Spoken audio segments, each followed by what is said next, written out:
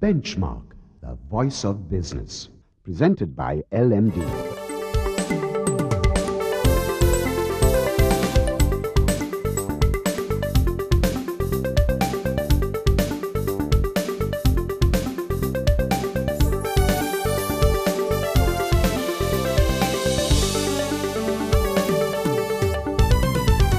On this edition of Benchmark, HSBC Chief Executive Officer for Sri Lanka and the Maldives, Nicolaou, is in the hot seat today to give us his perspective of Sri Lanka's economy and the global economic meltdown.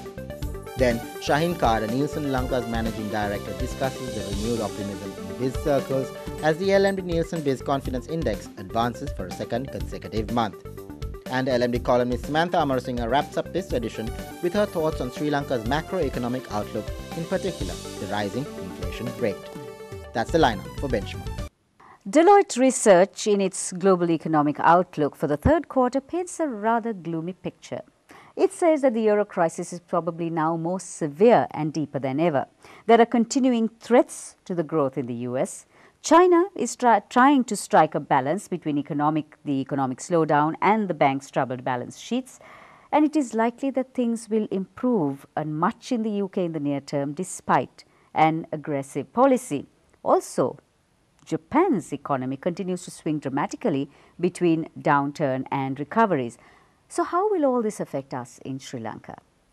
To put things in perspective, we have with us the CEO of HSBC for Sri Lanka and the Maldives, Nicolaou. So welcome to Benchmark, Nick. Good to have you on the show. Looking at Sri Lanka's economy, where are we heading? Are we on the right track, you think? Well, it's a pleasure to see you again, Savithri. Nice to be here. 2 years of economic growth of north of 8% cannot be a bad thing.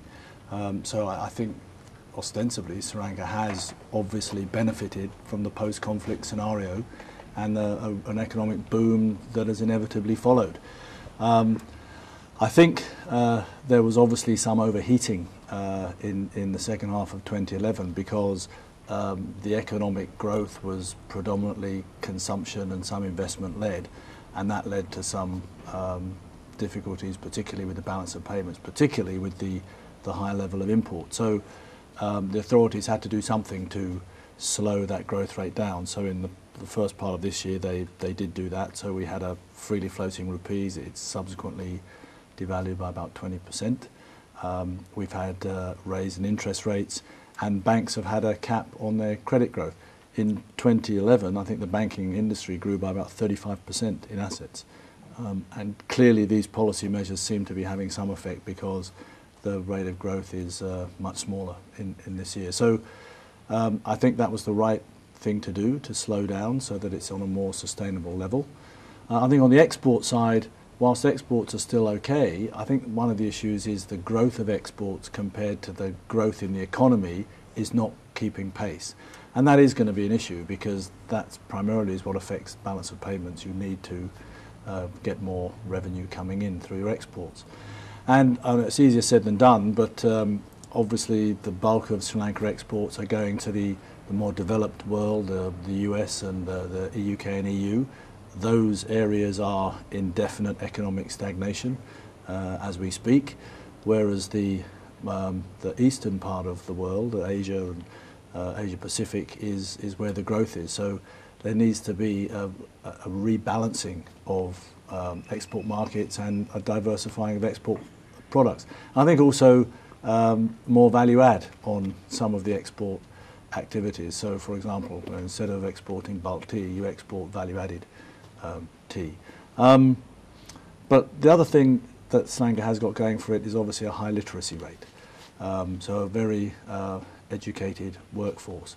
But I think there needs to be some policy tweaking so that we can sharpen up some of the skills that actually come into the workforce, particularly language skills, particularly technical skills. So clearly Sri Lanka, even in the war years, had the last few years of the war had reasonable economic growth. It won't be 8% this year. Maybe it'll be around 6.5% or 7%, something along those lines. That's still not bad in the current global context. In a move not too long ago that took the markets by surprise, the central bank reportedly instructed commercial banks to stop quoting spot rates for the rupee. Your take on this?